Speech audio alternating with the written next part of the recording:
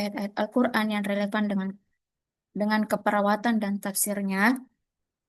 Nah, yang pertama di sini ada konsep kebersihan dan kesehatan. Nah, Allah Subhanahu wa taala berfirman dalam surah Al-Baqarah, itu surah kedua ayat 222, Bismillahirrahmanirrahim, Innallaha yuhibbut tawwabina wa yuhibbul mutatahhirin. Itu terjemahnya, sesungguhnya Allah Subhanahu wa taala menyukai orang-orang yang bertaubat dan menyucikan diri. Nah, menurut tafsir dari Ibnu Katsir, ayat ini menggambarkan pentingnya kebersihan fisik dan spiritual.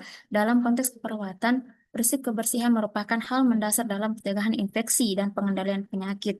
Nah, itu Infection Prevention dan Control IPCN. Itu menurut Petri Aulia Naisila. Lalu dari mana relevansi dalam keperawatan itu sendiri itulah mendorong edukasi perilaku hidup bersih dan sehat yang kita kenal dalam keperawatan adalah PHBS. Nah, penguatan praktik hand hygiene misalnya contohnya hand hygiene dalam para perawat. Nah, yang kedua itu konsep kesehatan fisik dan mental. Nah, Allah Subhanahu wa taala berfirman dalam surah Asy, itu surah ke-94 ayat 5 sampai 7. Bismillah fa inna ma'al usri yusra, inna ma'al usri yusra fa idza faragta fansab. Nah, itu terjemahnya, maka sesungguhnya beserta kesulitan ada kemudahan, sesungguhnya beserta kesulitan ada kemudahan apabila engkau telah selesai dengan suatu kebajikan, teruslah bekerja keras untuk kebajikan yang lain. Nah, dalam tafsir Al-Misbah menjelaskan bahwa ayat-ayat ini mengajarkan bahwa setiap kesulitan dari manusia pasti diiringi dengan kemudahan. Dalam ayat tersebut, Allah menegaskan bahwa setelah setiap kesulitan, pasti ada kemudahan yang datang, nah, memberikan harapan dan ketenangan bagi jiwa. Nah, dalam fase dalam keperawatan itu sendiri pada ayat tersebut ialah menjadi dasar etika keperawatan dalam menyelamatkan pasien, menekankan nilai profesional, yaitu dari beneficence itu berbuat baik, non maleficence tidak merugikan, dan keselamatan pasien. Yang ketiga itu konsep kasih sayang dan empati. Allah Subhanahu wa taala berfirman dalam surah At-Taubah, itu surah ke-9 ayat 128, Bismillahirrahmanirrahim. Laqad ja'akum rasulun min anfusikum azizun 'alaihi ma 'anantum harisun 'alaikum bil mu'minina raufur rahim. Yang artinya sungguh benar-benar telah datang kepadamu seorang rasul dari kaummu sendiri, berat terasa olehnya penderitaan yang kamu alami, sangat menginginkan keimanan dan keselamatan bagimu dan bersikap penyantun dan penyayang terhadap orang-orang mukmin. Nah, menurut tafsir Al-Marawi tahun 2021, yaitu ayat ini menekankan pentingnya empati, kelembutan dan perhatian terhadap kondisi orang lain. Yang bisa kita kenal nih dalam fase keperawatan yaitu caring dalam teori Jane Watson, penguatan komunikasi terapeutik antar perawat dan pasien. Nah, yang keempat itu konsep keseimbangan holistik. Itu Allah Subhanahu wa taala berfirman dalam surah Al-Mulk surah ke-623, Bismillahirrahmanirrahim, Qul huwallazi ansha'akum wa ja'ala lakum as-sam'a wal absara wal afidah qalilan ma tashkurun. Itu artinya katakanlah, ialah Allah zat yang menciptakanmu dan menjadikan bagimu pendengaran, penglihatan dan hati nurani, akan tetapi sedikit sekali kamu bersyukur. Nah, dalam tafsir As-Sa'idi itu menjelaskan bahwa Allah menekankan keseimbangan aspek fisik dan psikologis manusia, dan relevansi dalam keperawatan itu prinsip holistic care, di mana kita kenal itu holistik kan secara keseluruhan, yaitu kita lihat dari biopsikososial dan maupun spiritual itu secara komprehensif terhadap pasien. Nah, yang kelima yaitu konsep terhadap pada makanan sehat dan gizi. Allah Subhanahu wa taala berfirman itu Quran surah Al-Baqarah surah kedua ayat 168, Bismillahirrahmanirrahim, ya ayuhan nasu kulu mimma fil ardi halalan thayyiba wa la tattabi'u khutuwatis syaitan innahu lakum aduwwum mubin. Itu artinya, wahai manusia, makanlah sebagian makanan yang di bumi yang halal lagi baik dan janganlah mengikuti langkah-langkah setan. Sesungguhnya ia bagimu merupakan musuh yang nyata. Dalam tafsir Ibnu Katsir menegaskan bahwa makanan yang sehat adalah merupakan bagian dari upaya menjaga kesehatan tubuh. Nah, relevansi dalam keperawatan itu kita ambil itu seperti melakukan edukasi gizi seimbang, pencegahan penyakit degeneratif atau gen. Nah, adapun relevansi tafsir dengan ilmu keperawatan ini ada 5. Eh, Relevansi yang paling kuat yang sudah tadi sebutkan ayatnya, itu ada 5. Yang pertama itu adalah penguatan dimensi spiritual care. Yang kedua itu sebagai landasan etika keperawatan. Yang kita tahu kan etika keperawatan itu mencakup banyak, bukan cuma yang tadi disebut. nanti bertanggung jawab dan juga berbuat baik, tidak merugikan pasien dan lain sebagainya. Terus yang ketiga, pengembangan pendidikan keperawatan berbasis nilai. Jadi kita menuntut pendidikan dari keperawatan berbasis nilai setiap ayat-ayat Al-Quran yang ada. Yang keempat, itu penguatan terhadap health promotion atau eh, kita memberikan apa ya, pendidikan kesehatan itu tidak lepas dari agama yang kita anut. Terus yang kelima, relevansi pada keperawatan yang sifat komunitas. Mungkin itu saja yang bisa saya paparkan. Saya kembalikan ke moderator. Ya, terima kasih kepada Ibu Ayu telah memaparkan materinya hari ini. Apabila dari teman-teman ada yang kurang dipahami, ada yang mau ditanyakan, silahkan saya memberikan kesempatan atau membuka 3 pertanyaan di sesi pertama. Silahkan bagi teman-teman yang ingin menanyakan sesuatu untuk materi ini atau ada yang kurang dipahami, silahkan ditanyakan.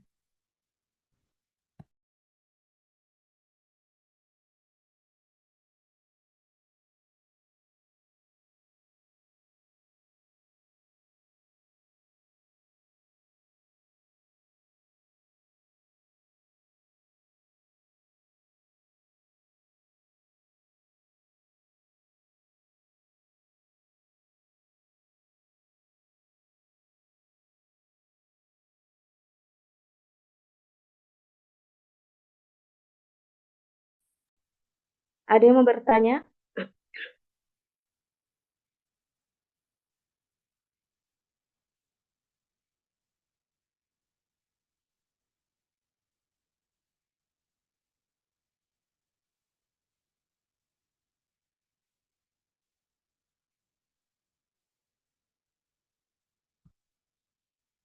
Atau sudah dipahami semuanya mengenai makalah tafsir dan relevansi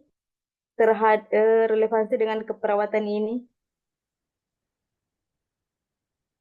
Ya, saya ingin bertanya satu satu pertanyaan. Ya,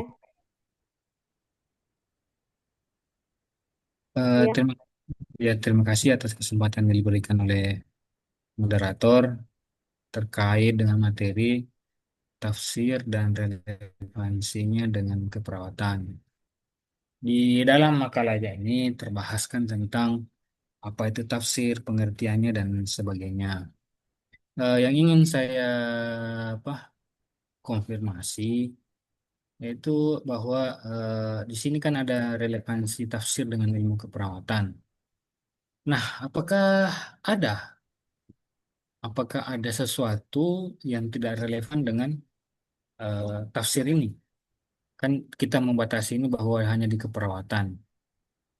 Gitu. Apakah ada sesuatu hal yang tidak relevan terhadap tafsir dengan keperawatan kita, ilmu keperawatan kita?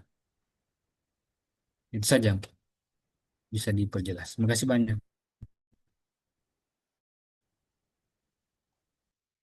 Ya, terima kasih atas pertanyaannya. Masih ada pertanyaan yang lain?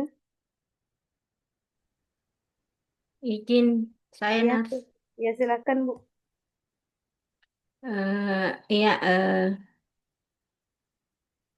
saya tadi mendengar itu Quran Surah Al-Baqarah ayat 2 itu yang menjelaskan bahwa dalam praktek IPC atau Infection Prevention Control NAS itu ada kaitannya dan dapat dianalisis sebagai dasar teologis dalam Surah Al-Baqarah ayat 2. Nah, bagaimana Quran Surah Al-Baqarah itu dapat dianalisis sebagai dasar teologis dalam praktek IPC atau Infection Prevention Control dalam keperawatan. Ya, bisa diulangi Bu, bagaimana surat Al-Baqarah ini? Dapat dianalisis sebagai dasar teologis dalam praktek Infection Prevention and Control dalam keperawatan. Kan tadi sudah dijelaskan bahwa dalam surah Al-Baqarah itu ada hubungannya dengan IPC atau Infection Prevention Control dalam keseharian kita di keperawatan. Ya, ya baik Bu. Ya, terima kasih atas pertanyaannya. Bagaimana pemateri? Apakah langsung mau menjawab kedua pertanyaan ini yang tidak relevan dengan tafsir dengan ilmu keperawatan? Kemudian yang kedua, bagaimana surat Al-Baqarah ini dapat dianalisis sebagai dasar teologis dalam praktek infeksi prevention control, infection prevention control. Bagaimana pemateri? Apakah mau langsung menjawab pertanyaan? Tuh, aduh, kasih waktu dulu, Bu. Oh iya ya, silakan.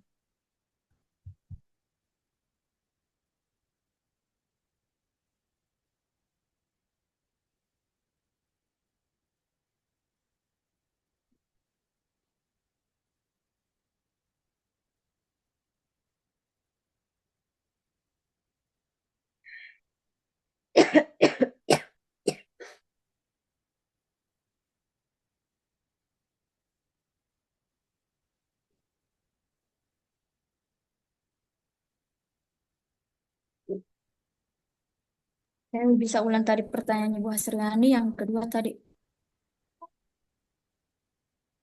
yang tentang Ya, infeksi ini, yang relevansinya. ya, ya, bagaimana surat Al-Baqarah ini dapat dianalisis sebagai dasar teologis dalam praktik intervention prevention control?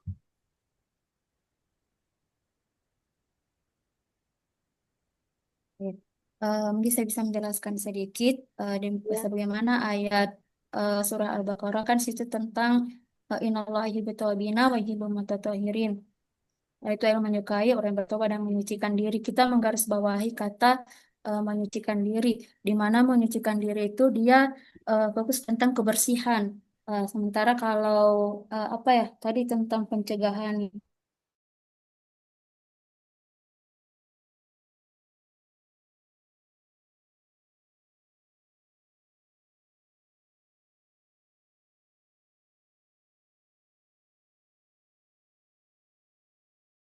kesehatan terkait tentang pencegahan infeksi itu sampai tentang kebersihan. Sampai teori yang sampai teori.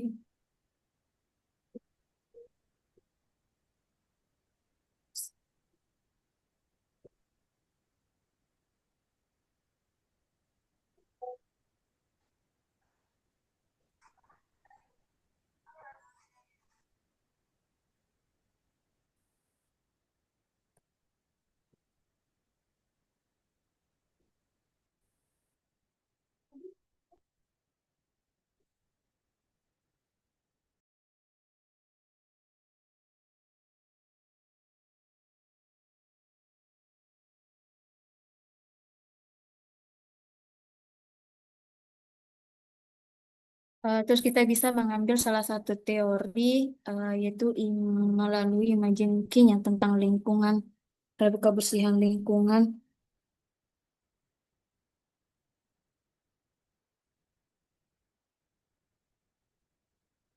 Itu bagaimana untuk infeksi dan penyakit juga mencakup tentang lingkungan. Itu ini salah satu contoh teori yang bisa saya eh, ambil sebagai contoh, Bu, moderator.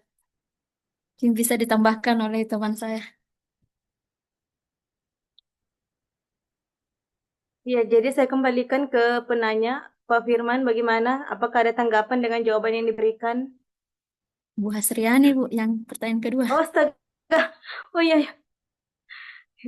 Maaf, maaf, Ibu Asriani, bagaimana? Apakah ada tanggapan dengan jawaban yang diberikan?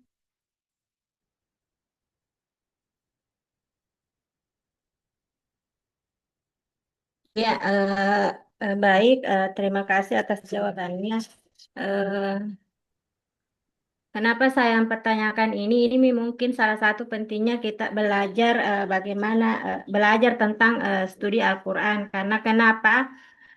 Ini adalah salah satu keseharian saya, di mana saya sebenarnya adalah perawat pencegah dan pengendali infeksi yang bertugas di Komite PPI, dan ternyata saya terbuka dengan apa yang sebenarnya dipaparkan pada hari ini, bahwa ternyata dalam melakukan pekerjaan saya sebagai IPC itu ternyata ada ayat yang mengatur bahwa bagaimana pentingnya kita melakukan eh, suatu pekerjaan IPC itu tidak hanya melihat sebagai pedoman dalam Kementerian Kesehatan dan WHO, namun itu juga ada di dalam Al-Quran Surah Al-Baqarah ya, di mana tadi dijelaskan bahwa dalam Surah Al-Baqarah itu di situ ada Al-Mutahirin ya mungkin ya, itu yang di mana mensucikan diri.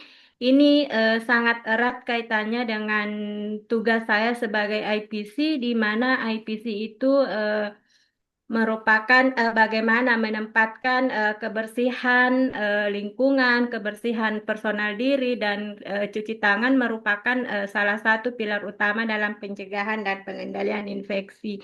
Jadi, saya baru terbuka pemikiran bahwa ternyata apa yang keseharian kita lakukan itu semuanya sudah ada diatur dalam Al-Quran. Ya, terima kasih presenter pada pagi hari ini telah membawa kita bagaimana kita melakukan keseharian kita itu tidak hanya melihat pedoman, namun itu ada dalam Al-Quran. Ya, terima kasih.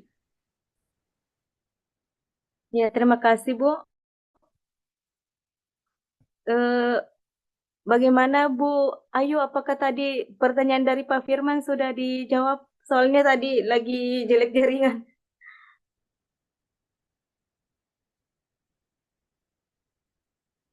Bagaimana Bu Mungkin Ayu? saya ya bisa menjawab sedikit, Bu. Jadi pertanyaannya Pak Firman, apakah ada, kan tadi yang dijelaskan dalam makalah terkait tafsir yang relevan dengan Al-Quran, tafsir Al-Quran yang relevan dengan keperawatan.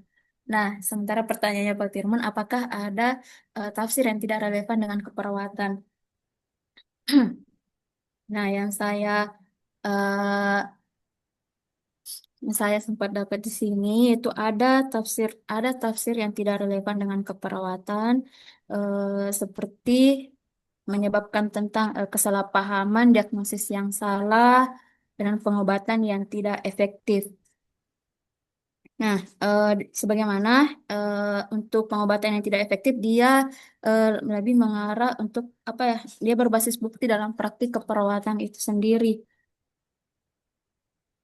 Terus berdasarkan apa ya, dari tafsir segi ekonomi itu menganggap penyakit sebagai hasil dari kemiskinan atau kekurangan sumber daya. Sedangkan dari psikologis itu menganggap penyakit sebagai hasil dari pikiran atau emosi negatif. Mungkin saya contoh yang bisa saya paparkan, Bu. Saya mungkin ada dari teman kelompok yang bisa tambah, Pak Zakiyah atau Bu Andi. Ya, bagaimana Pak Firman? Saya kembalikan ke penanya.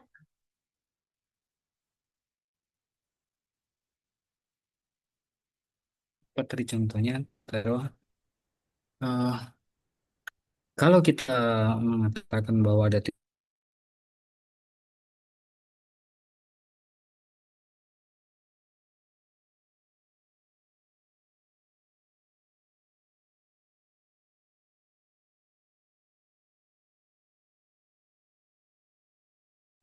kita mengatakan bahwa ada yang tidak relevan, nanti ujungnya kita meragukan kebenaran dari Al-Quran.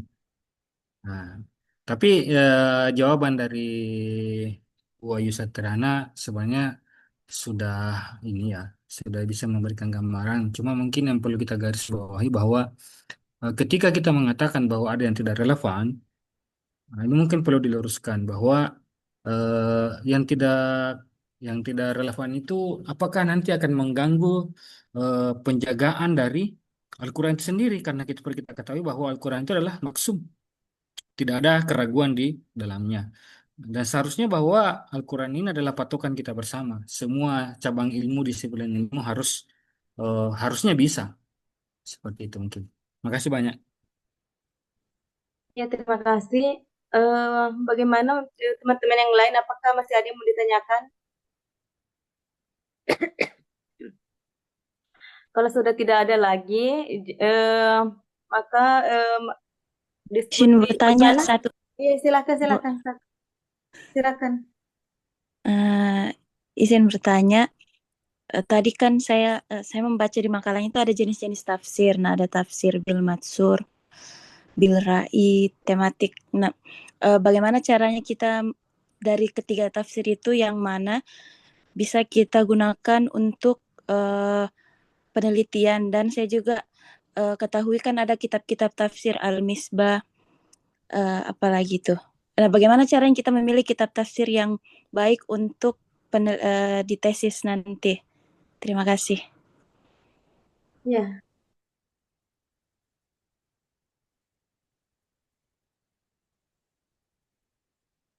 ya baik, terima kasih. Jadi kita berikan jeda dulu kepada pemateri untuk mencari jawabannya.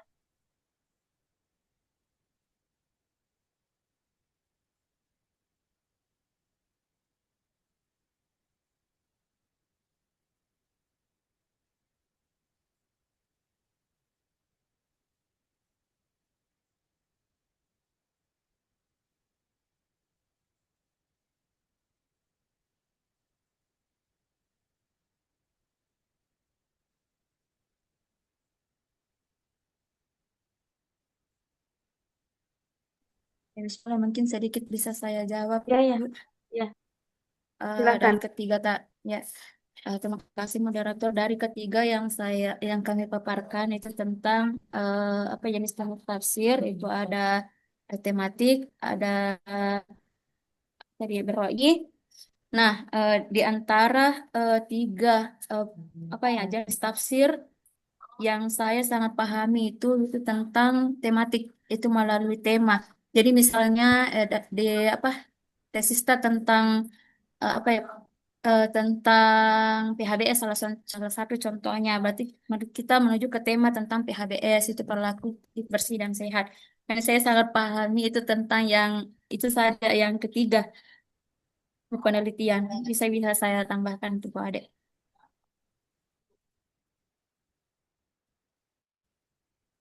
Oh ya, terima kasih.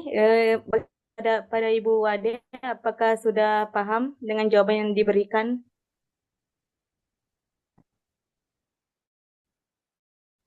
Ya, itu untuk ketiga jenis tafsir. Kalau yang tadi, yang pertanyaan kedua itu ada macam-macam kitab tafsir. Itu yang kita pilih sesuai apa? Misalkan saya juga baca di makalahnya itu ada beberapa kitab tafsir yang kita gunakan untuk menafsirkan Al-Quran. Ada Al-Misbah, ada apa lagi tadi satu? Oh Itu ya, cara banyak memilihnya tafsir. Ibnu Katsir, iya. Itu kita pilih yang sesuai dengan proposal atau yang relevan sama Al-Quran. Bagaimana caranya kita memilih kitab tafsir yang cocok sama penelitian keperawatan? Oh, ya, baik, saya pahami tentang apa penafsir itu kan banyak. Ada tafsir dari Al-Misbah, ada tafsir Safli satu Ibnu Katsir. Yang saya pahami tentang penafsir itu banyak. Mesti semua yang ayat-ayat Al-Quran berbeda-beda pendapat mereka, tapi satu tujuannya. Itu menurut saya. Jadi untuk memilih tafsir ayat eh, tersebut itu berdasarkan apa ya?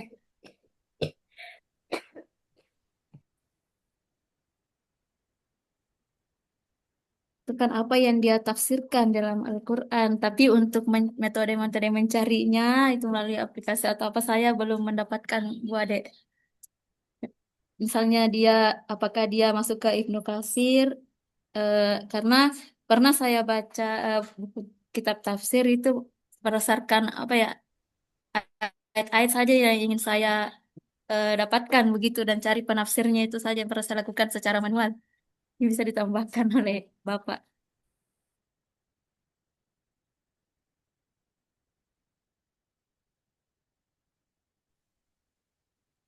Ya, jadi itulah tadi jawaban dari pemateri. Apakah ada sanggahan dari Bu Ade Novira? Baik, diterima. Mungkin nanti ada penguatan dari Ustadz. Terima kasih. Ya, baik, terima kasih. Jadi itulah tadi pemaparan materi dari kelompok 3, Ibu Ayu Satriana, dan telah menjawab beberapa pertanyaan dari peserta. Dan untuk memperjelas jawaban dari pemateri tadi, mungkin saya langsung saja persilakan kepada Ada Bapak dosen closing tak pengampu. Tabe? Ada closing statement, ada masalah, ada tantangan selama meneliti atau bagaimana kesimpulan, silakan. 1 menit kurang lebih, silakan.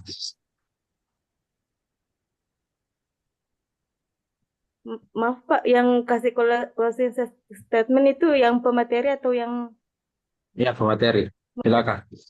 Siapa salah satunya, siapa yang ingin mewakili atau mau juga masing-masing cerita boleh. Apa kendalanya, apa harapannya, apa dan seterusnya kesimpulannya dan iya silakan. Oh.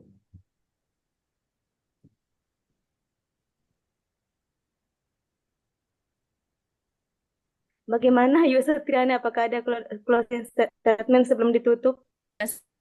Kita mau dulu, Bu. Baru saya. Tetap mau kita.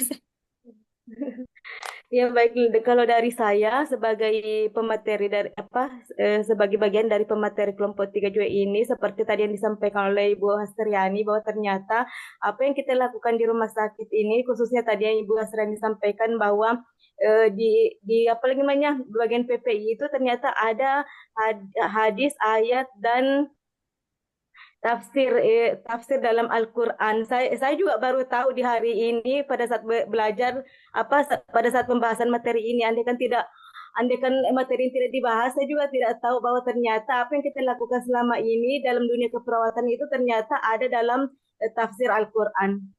Saya kira itu dari saya. Mungkin ada tambahan dari Ayu Satriana atau bagaimana? Bismillah, ini kendalanya Ustaz terhadap penelitian rencana penelitian itu tesis yang masih saya bingungkan di sini kan untuk menemukan lebih mudah untuk menemukan metode tafsirnya apa seperti tadi yang pertanyaan dari Bu Ade tentang Ibnu Katsir terus tafsir Al-Misbah kan itu ada semua buku-bukunya Ustaz. Nah, bagaimana cara nanti temukan tafsiran ayatnya pasti akan dijelaskan di dalam penelitian. Terus karena misal kami misalnya kerja di tadi misalnya kerja di pelayanan rumah sakit, puskesmas. Nah, untuk menemukan mungkin buku-buku tafsirnya sulit, siapa tahu ada metode yang mempermudahkan Ustaz untuk menemukan itu istilahnya. Mungkin itu saja. Iya, jadi untuk mengefisienkan waktu, mungkin langsung saja saya persilakan kepada dosen pengampu mata kuliah untuk memberikan penguatan terhadap jawaban-jawaban yang diberikan tadi oleh pemateri. Silahkan, Pak. Bismillahirrahmanirrahim. Assalamualaikum warahmatullahi wabarakatuh. Waalaikumsalam warahmatullahi Assalamualaikum warahmatullahi wabarakatuh. Alhamdulillah wassalatu ala rasulillahi wa ba'du. Puji syukur kepada Allah, salawat dan salam kepada Nabi Muhammad sallallahu alaihi wasallam. Allahumma salli ala Muhammadin wa ala alihi wa sahbihi ajmain. Oke,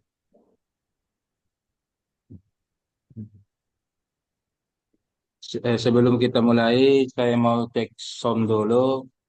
Walaupun sekarang di rumah saya di Makassar ini hujan yang sangat deras. Apakah suara saya, jaringan saya stabil, ataukah saya perlu lagi keluar ke teras? Ya biar kena percikan hujan tidak apa-apa ini demi demi ibu-ibu ini dan bapak-bapak. Tapi kalau bagus Ji, saya cukup di sini di dalam ruangan. wabarakatuh. Jelas Ustadz, Man, suaranya jelas. mantap Ji. Oh Jelas, alhamdulillah. Ustaz. Iya. Oh Ustaz, jelas. Oh jelas. ya. Oke oke. Bu Ade mi bilang itu aman nih. Ya oke. Oke.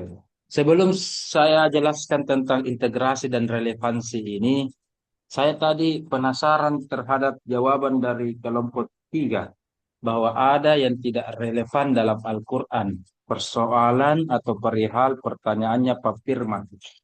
Persoalan apa itu, Bu? Dengan ayat yang mana itu bertentangan? Saya tadi penasaran, mana ini yang relevan? Hemat saya, ya, sejak 25 tahun mempelajari Al-Quran, belum untuk saat ini ya, belum saya dapatkan perbedaannya, ya, relevan semua ya untuk saat ini. Tapi kalau ada ilmu baru, luar biasa. Nah, tapi mari kita lihat apa contohnya. Siapa tahu salah paham ya Ki, atau paham salah. Siapa tahu salah baca Ki, atau baca salah. Nah, beda itu. Ah, ya. Ah, ya, ya, ya, ya. Coba yang mana tadi itu? Ada tadi ibu yang jawab itu pembekalan ketiga. Katanya ada yang tidak relevan itu. Cuma saya tadi tidak enak foto. Hmm. Pertanyaannya Pak Firman itu kalau tidak salah itu. Hmm. Izin Ustadz. Yang oke silakan Iya, langsung kasih contoh Ibu Ayu. Apa contohnya? yang tadi contoh salah satunya Ustadz yang penentuan diagnosis keperawatan, Apa ayatnya? penentuan penyakitnya.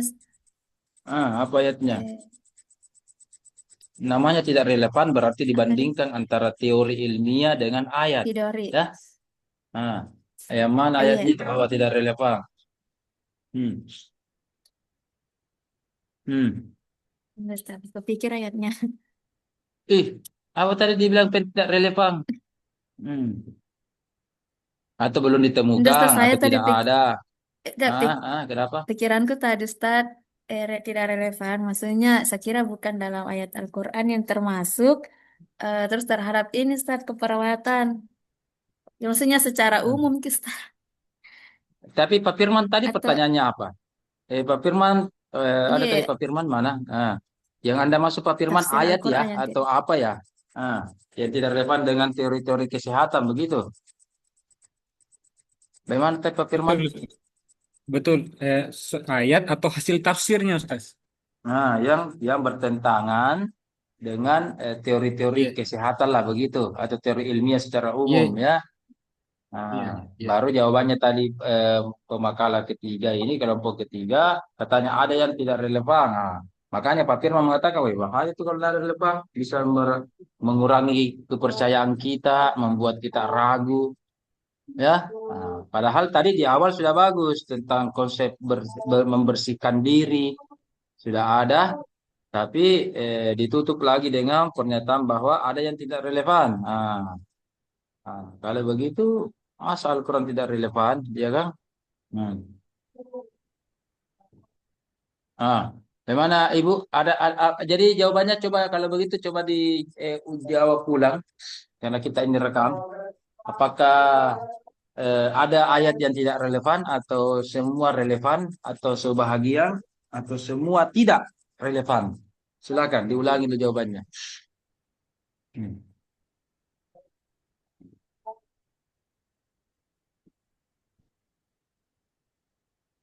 Hmm. Jawabannya adalah tidak ada ya, tidak ada yang bertentangan. Ibu-ibu, bapak-bapak yang saya muliakan, ingat baik-baik bahwa eh, eh, dan dulu ada tadi suara. Oke, hilami suara Sarah. Tadi ada yang bersuara. Eh, Ingat baik-baik, ada yang menyatakan Al-Quran itu kitab ilmiah. Ada yang menyatakan bahwa Al-Quran itu bukan kitab ilmiah. Jawaban yang paling benar adalah Al-Quran adalah kitab suci. Ya, jadi kalau ulama ditanya, ya, Al-Quran itu kitab ilmiah. Itu benar tapi belum tepat. Ya, kenapa? Kalau kita bilang benar, namanya buku ilmiah, ya, itu kalau 1 abad, 2 abad akan kadaluarsa, akan digantikan dengan teori baru. Dulu orang membedah ala Ibnu Sina beda dengan sekarang spesialis bedah ya melakukan bedah termasuk apa namanya SC ya kan beda caranya. Nah, termasuk biusnya apanya beda. Oke, ya kan? Makanya kalau Al-Quran dikatakan kitab ilmiah atau buku ilmiah itu mungkin saja benar tapi tidak tepat. Tidak tepatnya karena kalau dikatakan buku ilmiah, apa tadi kata kuncinya kadaluarsa, bisa diganti dengan teori yang lama. Jadi teori-teorinya Ibnu Sina, buku-bukunya Galileo Galilei, ya kan? Dan buku-buku ilmiah lainnya, kalau ada teori baru pasti digantikan dan dilupakan buku yang lama ya. Oke? Ada hasil penelitian yang lebih akurat diganti lagi. Ya, seperti bagaimana teori penciptaan bumi. Ya, ada yang mengatakan dari sini, ada teori Big Bang, teori ini, ya kan? Oke. Oke, lanjut. Maka Al-Quran itu namanya kitab suci. Kitab suci berarti kalau nanti berhadapan dengan teori ilmiah, dicatat baik-baik, ya. Tentu sebagai umat Islam dan orang yang berakal, mendahulukan Al-Quran. Ya, mendahulukan Al-Quran. Secara umum, Al-Quran itu relevan. Kalau ada nanti ke depannya sepintas berbeda dengan teori ilmiah, teori kesehatannya bapak-bapak, ibu-ibu, mungkin penafsirannya yang berbeda. Atau mungkin penafsirannya yang keliru, tapi ayatnya tidak. Saya berikan contoh. Dulu Allah berfirman, dari dulu Allah berfirman, Allah menciptakan sab'a samawat, 7 langit. Dari dulu Allah berfirman sab'a samawat, ya. Tapi dulu ada ulama yang menafsirkan yang dimaksud dengan 7 langit adalah 7 planet.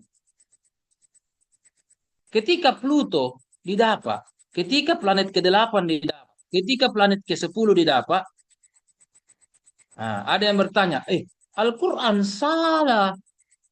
Ya, Al-Quran salah. Katanya yang dimaksud 7 langit adalah 7 planet. Nah, sekarang, apalagi sekarang 2025, ratusan itu, ribuan planet. Kalau begitu, Quran salah. Bagaimana Pak Firman? Jawabannya apa? Jawabannya apa Pak Firman? Bagaimana cara menjawabnya dengan tepat? Jawabannya Al-Quran tidak salah. Yang keliru adalah penafsirannya. Dan penafsiran itu beda dengan Al-Quran. Al-Quran itu sudah final dan tidak berubah. Ayatnya tidak boleh ditambah-tambah, tidak boleh didiskon, dan seterusnya. Tapi kalau penafsiran itu berkembang. Jadi ini penafsiran belum ada yang memasuki babak final. Kalau Al-Quran sudah final, sudah ada juaranya. Penentuannya sudah pas. Ini loh yang juara. Ini loh yang final. Tapi kalau penafsiran, tafsir, tidak ada yang final. Ya, berkembang dan berkembang. Sama juga tadi. Berarti bukan Al-Quran yang salah. Al-Quran hanya mengatakan sab'a samawat, 7 langit. Ya. Tapi ada ulama mengatakan 7 langit sama dengan 7 planet. Nah, berubah lagi. Yang mana itu 7 planet? Yang mana itu 7 langit? Ada yang ganti. Salah itu, bukan 7 planet. Ya. Yang dimaksud di sini adalah 7 galaksi. Nah, galaksi itu adalah kumpulan beberapa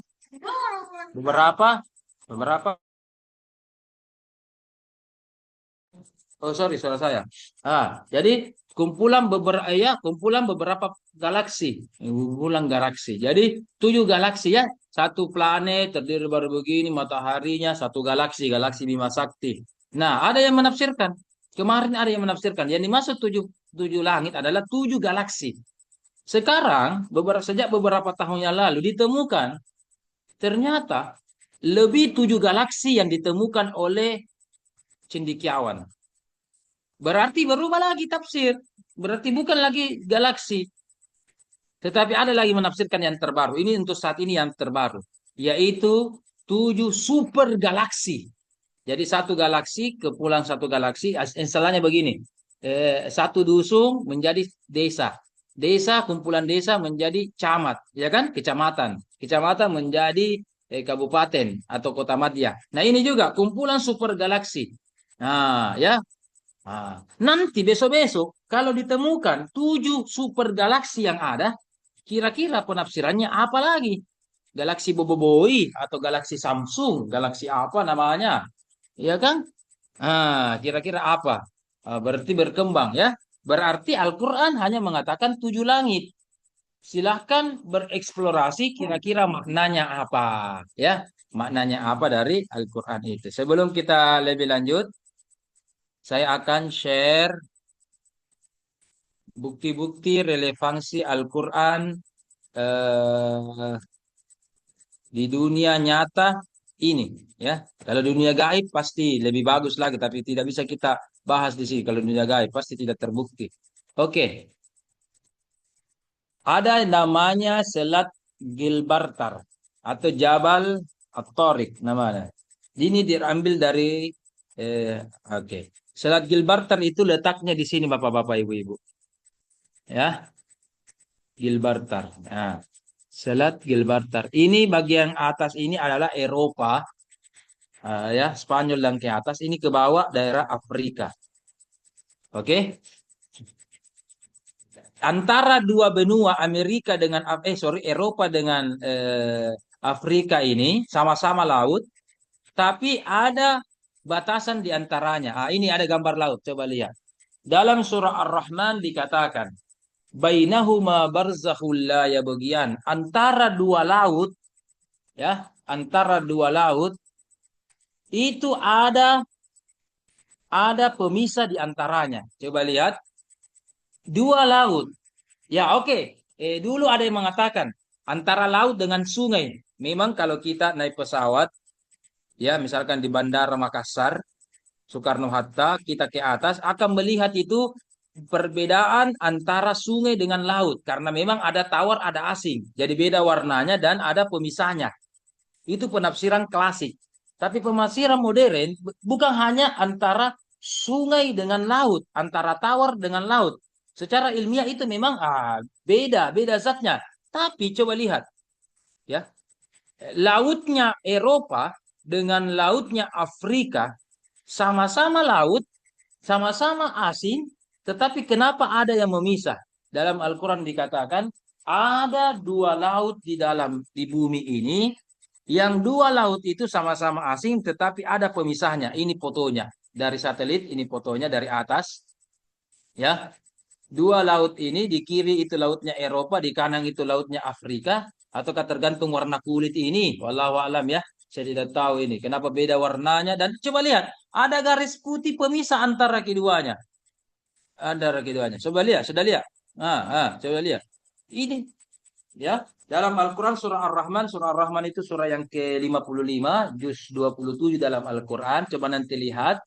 Di situ ada redaksi Al-Quran bahwa ada dua laut yang ada pemisahnya antara dua laut tersebut. Ini nih, ternyata itu adalah Selat Gilbartar yang berada di antara Eropa dengan benua Afrika. Di sini Selat Gilbartar.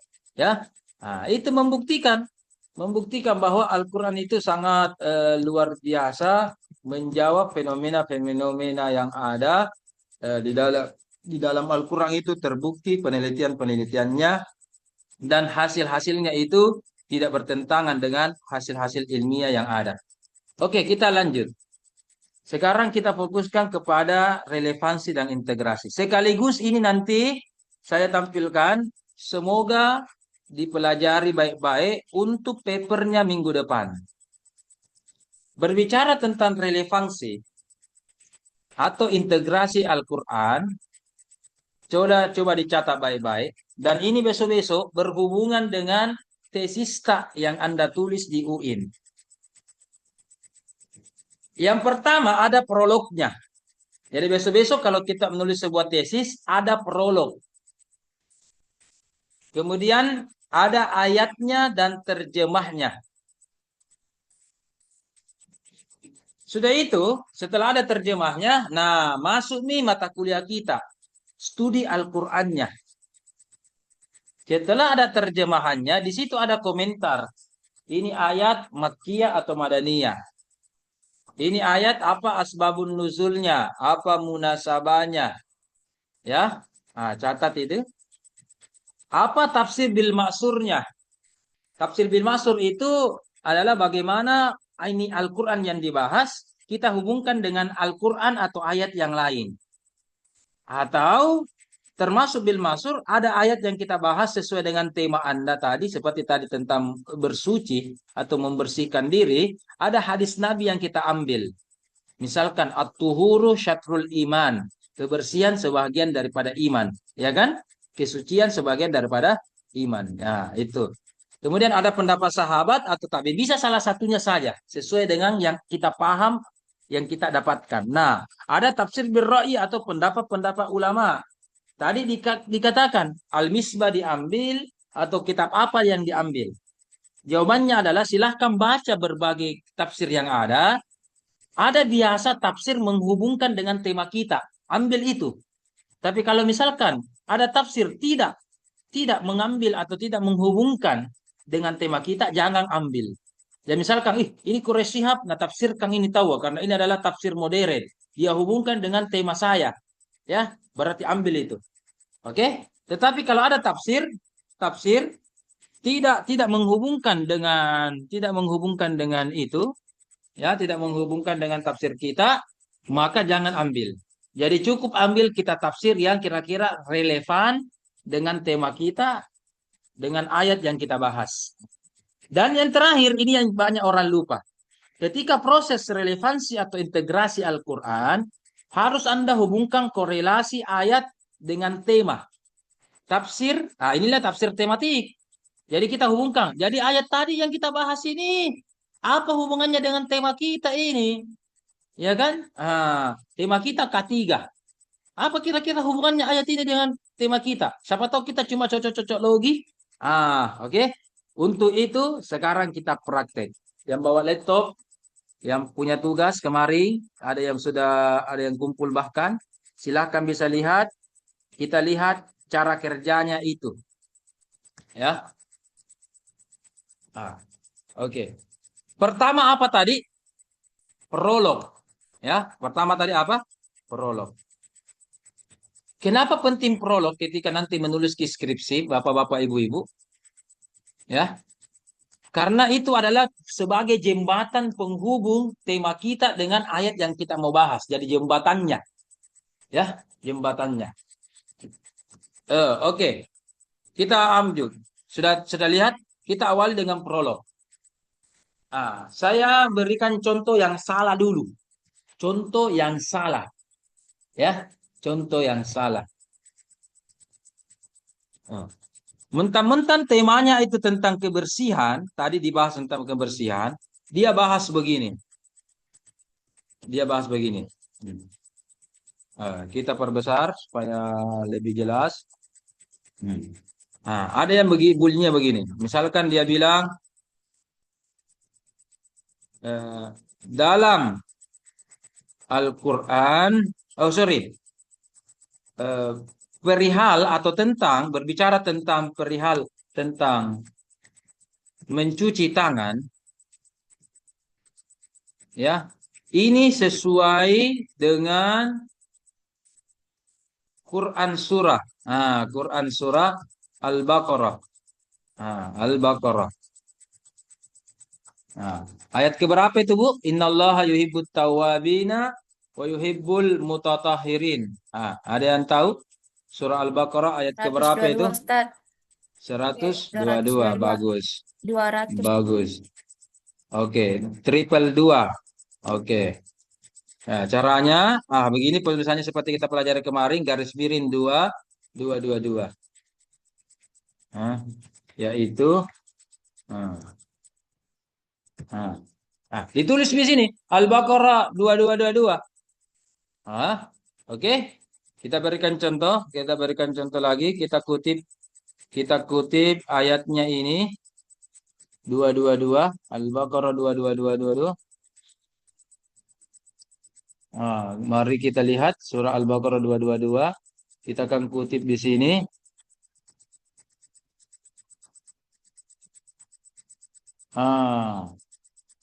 Ingat kalau mengutip jangan potong-potong itu ayat. Harus kutip ayat dengan sempurna. Ya, harus kutip ayat dengan sempurna. Ini ya. Oke. Harus kutip ayat dengan sempurna. Ingat kalau ayat, bagaimana kalau mengutip ayat? Coba lihat. Oh, di sini benda pakai judul ini.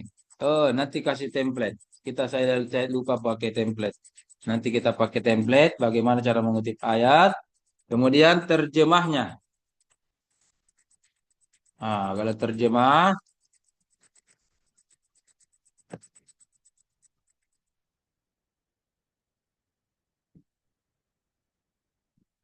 oke.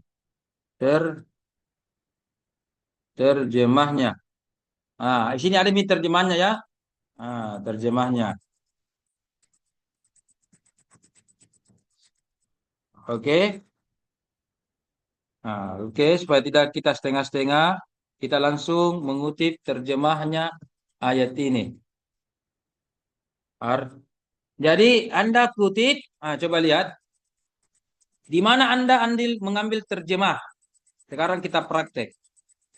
Cara mengambil ayat atau menerjemah, silakan buka Google-nya dan Anda masuk di Quran Kemenak.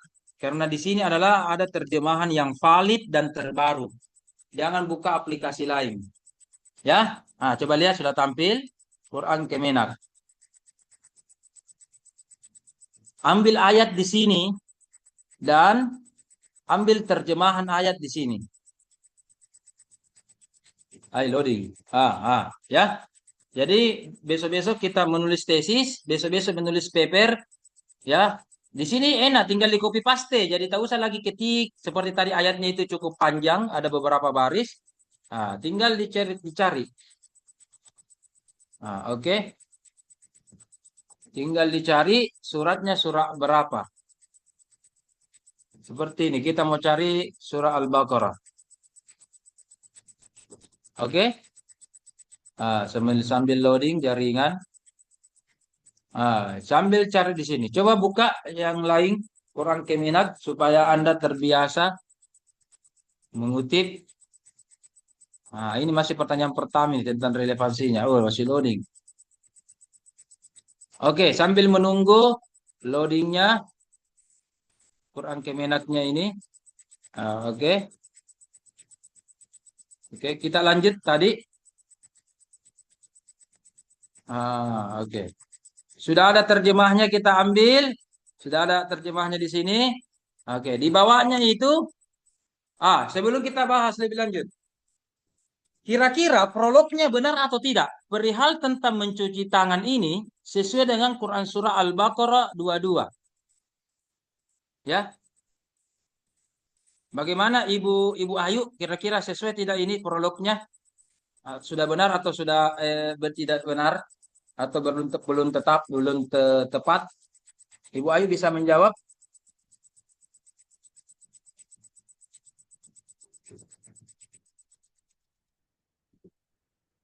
Ada yang bisa menjawab? Sudah tepat tidak prolognya ini?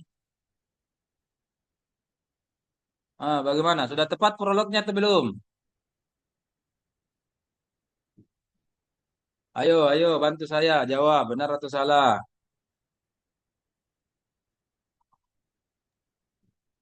Benar atau salah? Ayo.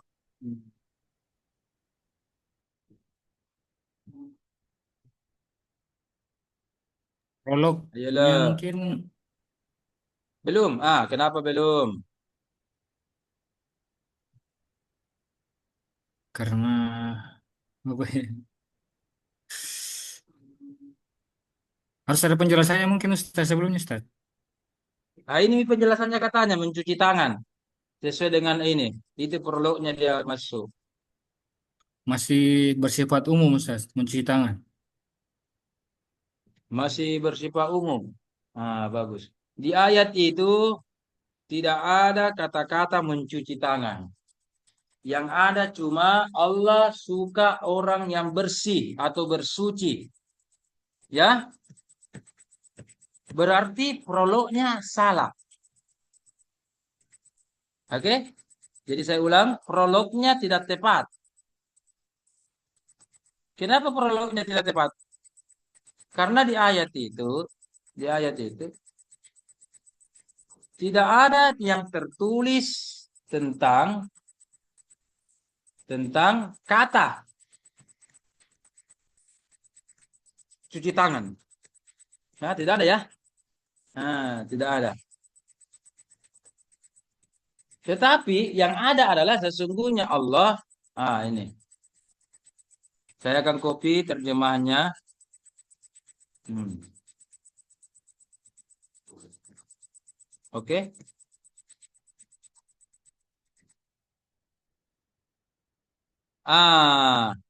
Coba lihat antara prolog dengan ayatnya. Coba lihat. Kalau prolognya mengatakan mencuci tangan. Sementara terjemahnya, kalau Anda katakan sesuai, ada dong kata-kata tangan, mencuci. Mana di situ tangan dengan mencuci? Mencuci tangan. Nah, tidak ada kan? Yang ada itu kata suci, mensucikan. Ya, coba lihat. Sudah beberapa kali di sini kata-kata suci atau menyucikan diri, menyucikan diri. Ya, coba lihat. Oke?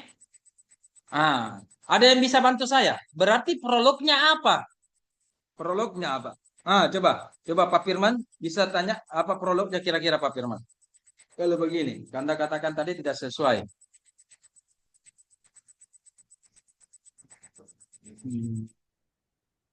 Ah, Hal tentang mencuci tangan adalah bagian atau termasuk cara kita, cara membersihkan dan menyucikan diri. Nah, oke? Oke? Sikap gemar bersuci atau sifat gemar bersuci ini,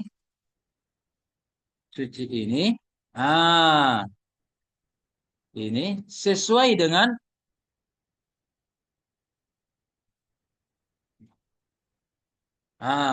sifat. Begini. Mencuci tangan adalah termasuk cara membersihkan dan menyucikan diri. Sikap gemar bersuci ini sesuai dengan baru. Coba lihat. Ada kata suci. Oke, kita tandai, kita kasih warna supaya lebih ada bersuci, ada menyucikan diri, membersihkan atau menyucikan. Oke, kata kuncinya kita lihat. Di dalam Al-Quran juga Allah menyukai kata kuncinya ini. Allah menyukai orang-orang yang menyucikan diri. Berarti orang-orang yang higienis dalam bekerja, ya, menjaga kesuciannya, Allah suka sama dia. Kalau begini bagaimana? Ini namanya prolognya sudah benar. Prolognya sudah benar. Kalau tadi seakan-akan mengklaim bahwa ada ayat yang berbicara tentang cuci tangan secara khusus. Tidak ada. Tidak ada.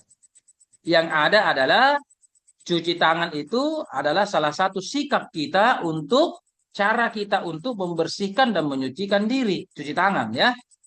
Gemar, higienis, gemar bersuci. Nah, gemar bersuci ini sesuai dengan Quran Surah Al-Baqarah. Sampai saat ini ada yang bertanya sebelum kita lanjut. Ini baru 3 elemen ini. Prolog, ayat, dan terjemahnya.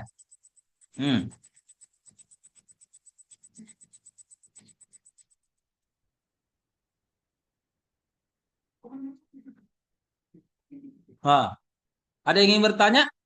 Coba lihat, coba dilihat, pelajari baik-baik, dipahami baik-baik sebelum kita melangkah ke tahapan berikutnya. Ini baru tahapan ketiga ini. Coba.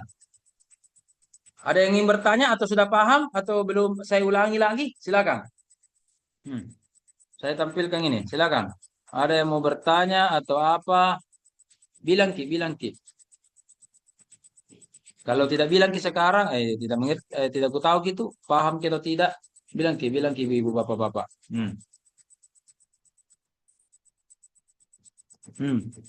Ibu Nur Saniati, paham? Ibu Andi paham atau bagaimana? Sampai saat ini sebelum kita lanjut. Atau kita ulangi lagi? Insya Allah, Pak Ustaz. Ibu Andi sudah paham kali? Ya, Alhamdulillah Ibu Nursaniati sudah paham. Ibu Andi Haryati sebagai pemakalah juga sudah paham. Bagaimana Ibu Andi? Ya, Pak. Iya, iya belum atau iya sudah? Ah. Ah, iya apa? Iya sudah Dilanjut paham? saja mungkin, Ah, Pak. dilanjut saja. Oke, Alhamdulillah. Tapi saya mau tanya dulu Ibu Andi. Ya, tadi. Ya. Tadi kalau ketika tadi di awal dikatakan mencuci tangan itu sesuai dengan Quran surah Al-Baqarah ayat 22, itu prolognya salah atau benar? Tadi. Mencuci tangan sesuai dengan Al-Quran surah Al-Baqarah. Ini. Prolog ini salah atau benar, Ibu Andi? Bagaimana Ibu Andi? Salah atau benar? Tadi salah, Pak.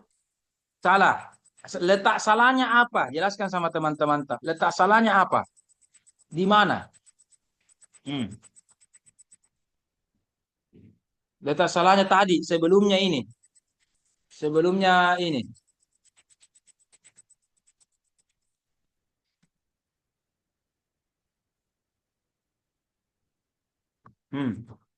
Tadi sebelumnya ini bagaimana? Kalau begitu saya tampilkan ulang.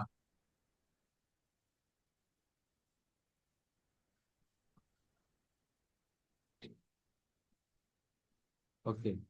Jadi saya bandingkan ada dua prolog. Ya.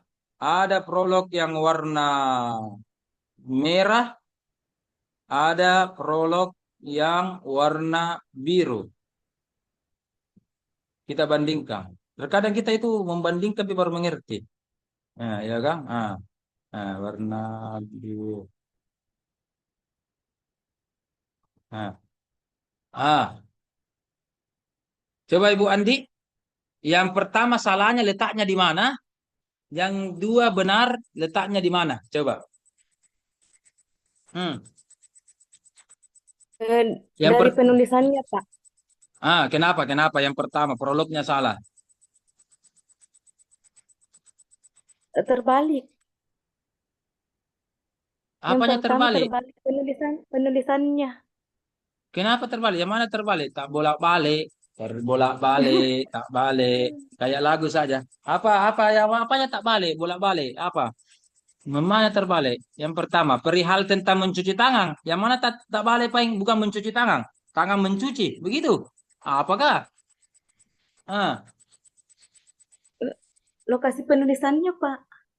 yang mana? Ya, yang mana? Yang mananya? Perihalnya yang salah, tentangnya salah, mencucinya salah. Yang Al-Baqarah.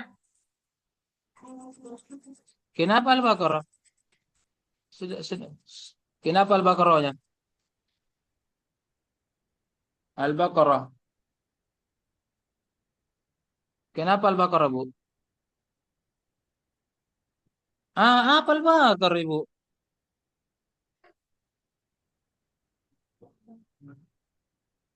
Ada yang bisa bantu temannya? Ibu Ayu mungkin? Ibu Ayu pasti ini paling jago kalau tentang di mana. Di mana, di mana, Astagfirullah. di mana.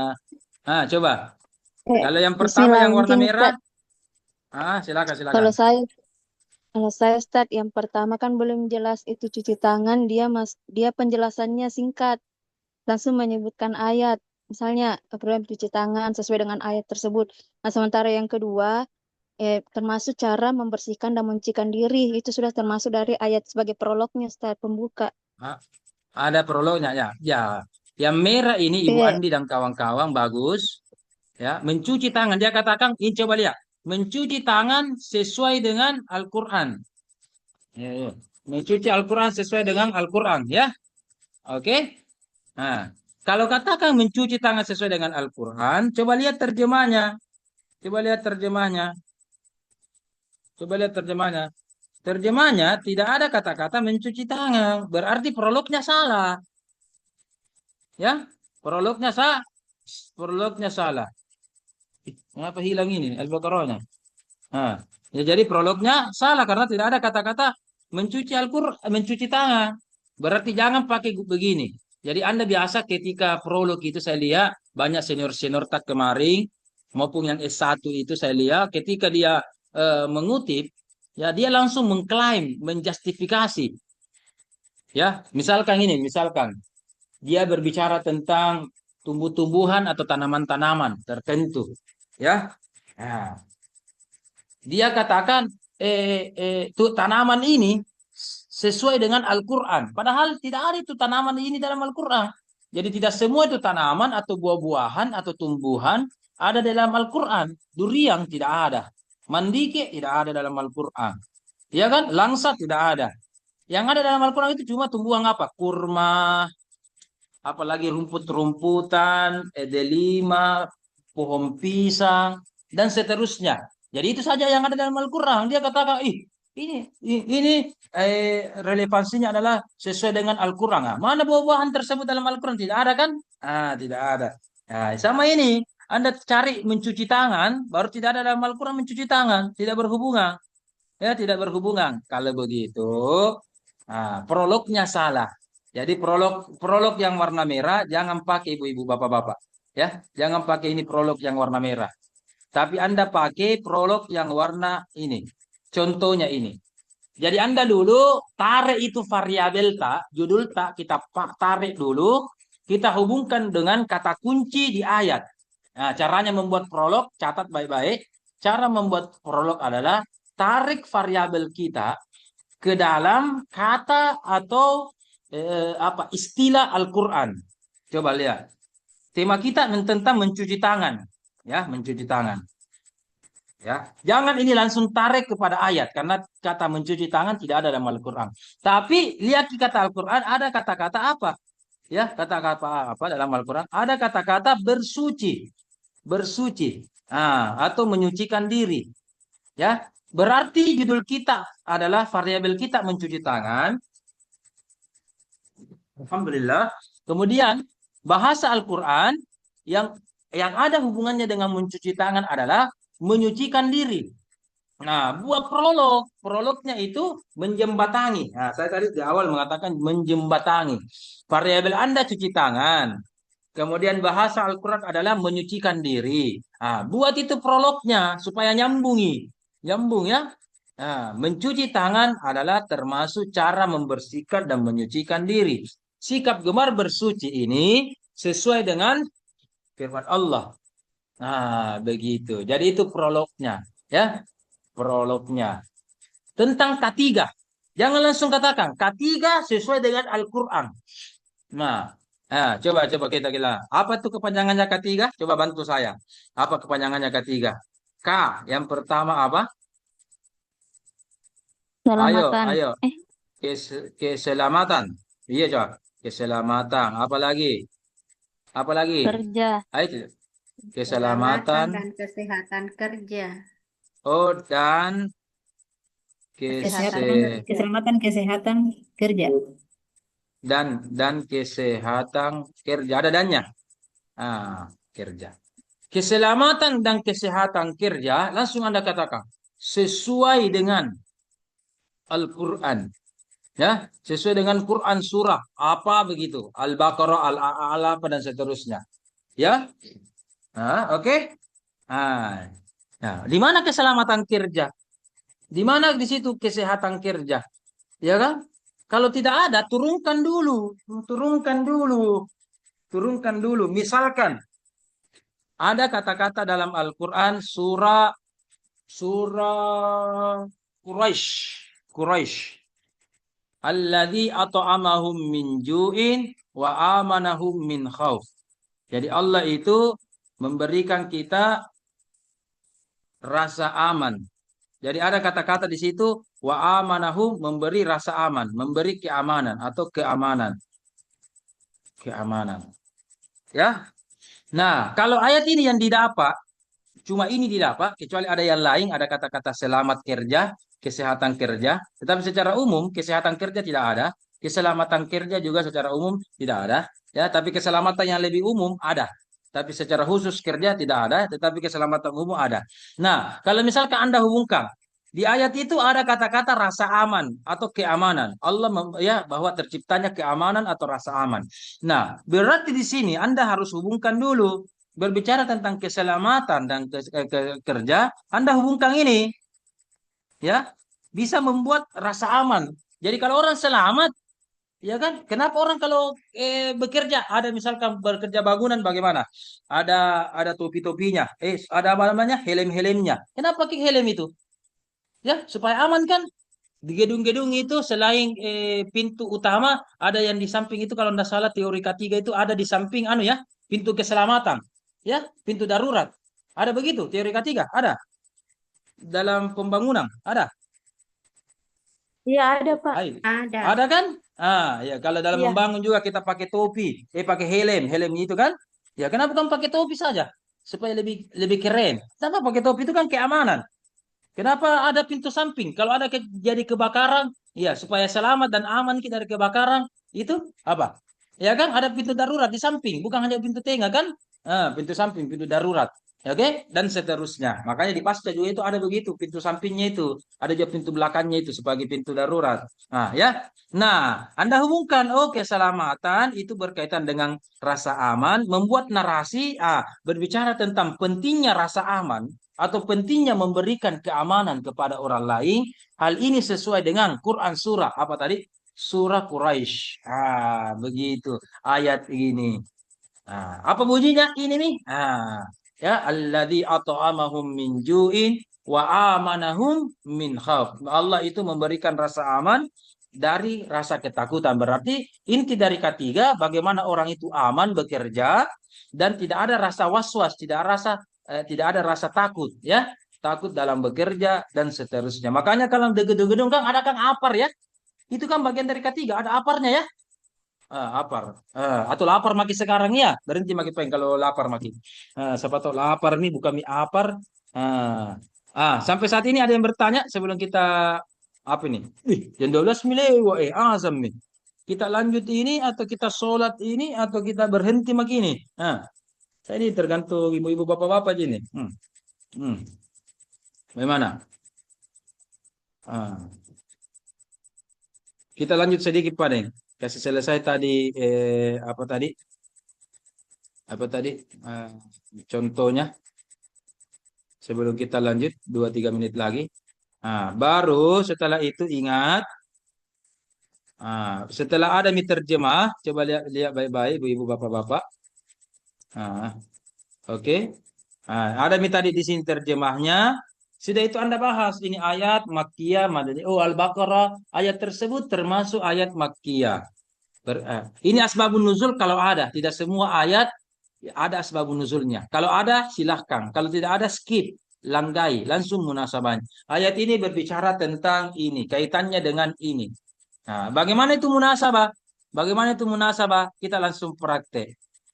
Kita langsung praktek tadi.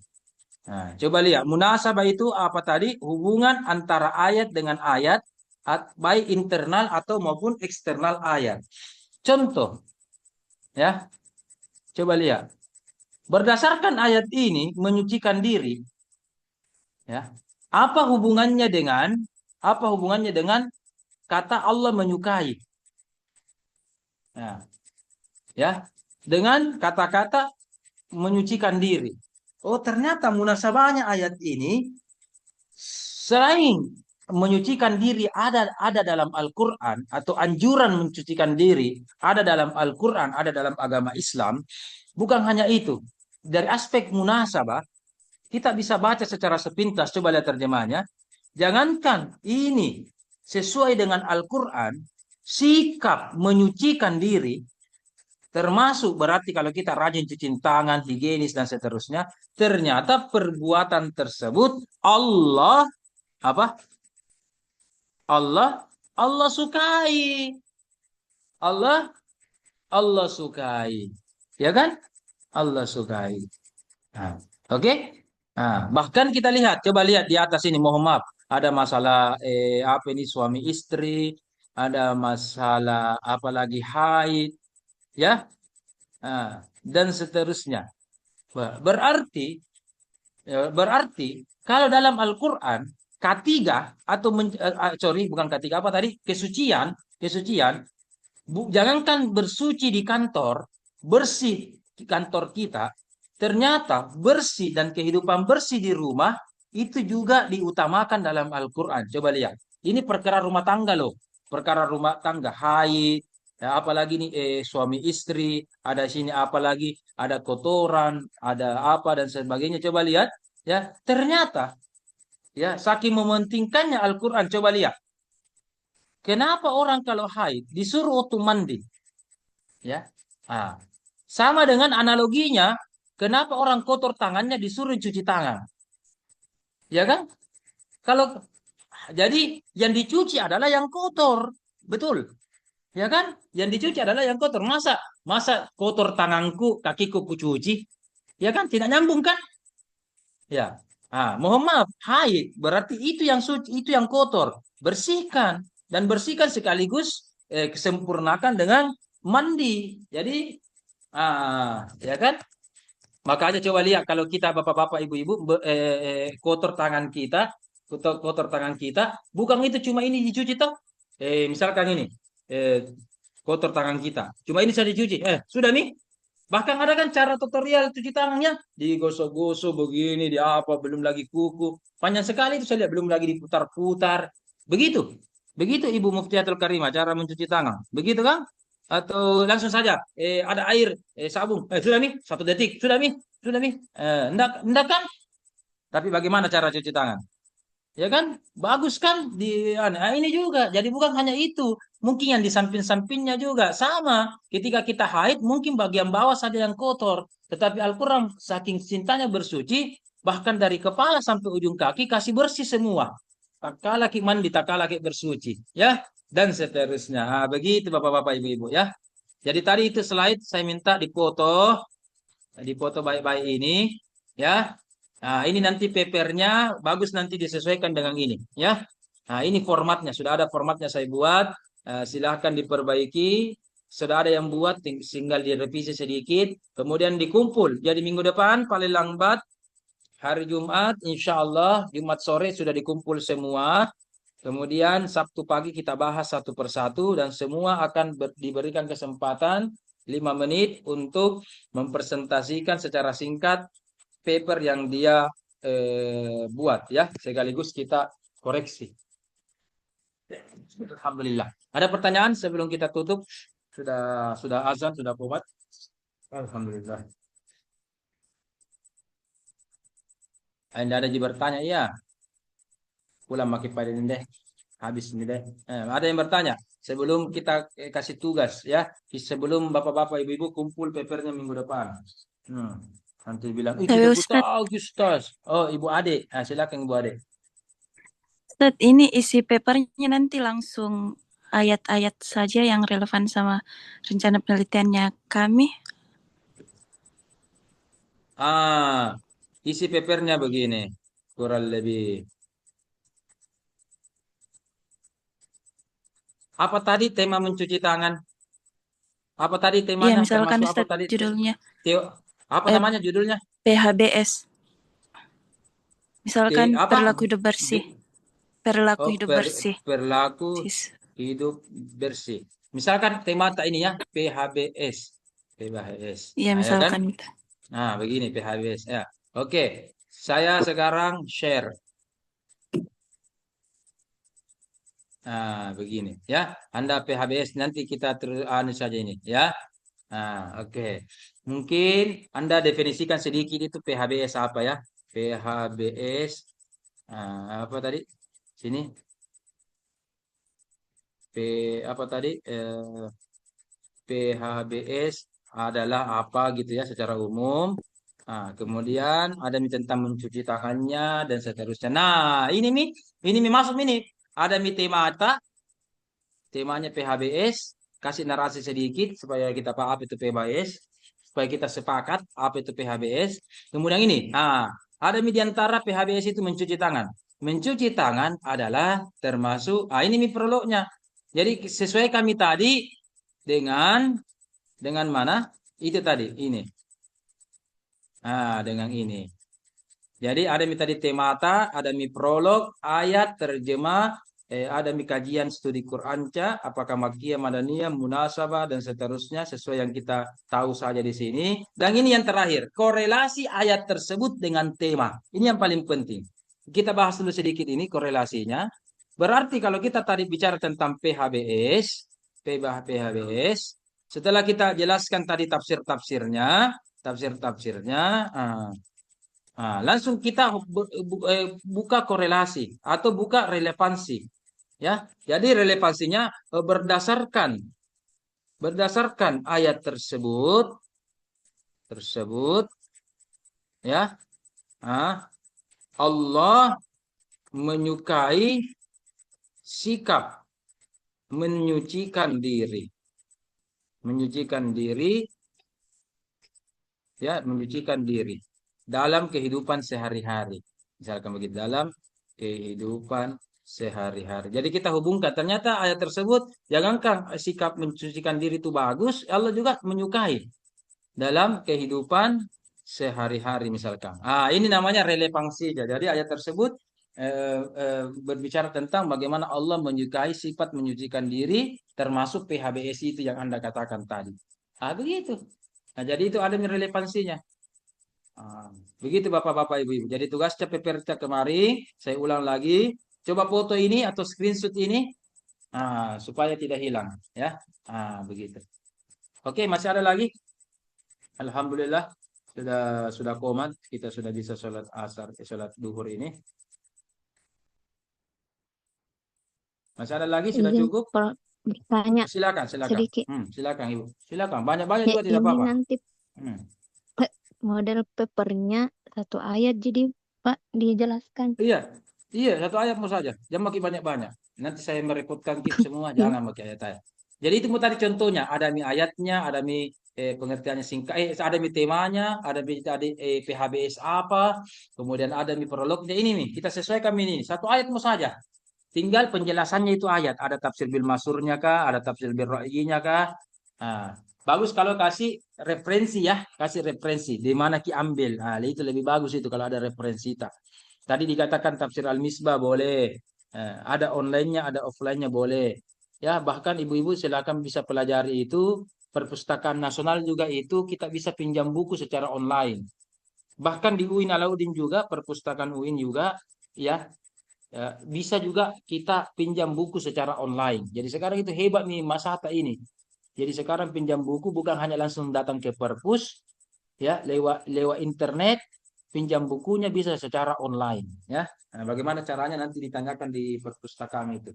Ada caranya, ya. Ada ID, ada juga namanya mendaftar dan seterusnya supaya ada akunta supaya bisa pinjam buku secara online, ya.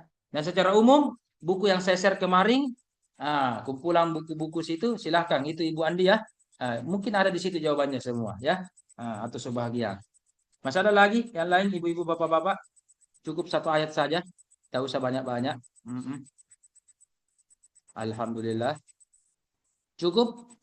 Alhamdulillah. Kalau begitu kita cukupkan pertemuan kita hari ini. Mohon maaf kalau ada kekurangan. Oke, insya Allah saya tunggu peperta Jumat sore. Kemudian Sabtu pagi ini kita akan bahas secara detail ya. Terima kasih. Assalamualaikum warahmatullahi wabarakatuh. Waalaikumsalam Waalaikumsalam warahmatullahi wabarakatuh. Iya, makasih Bu, makasih. Terima kasih. Selamat. Ayo kita sholat.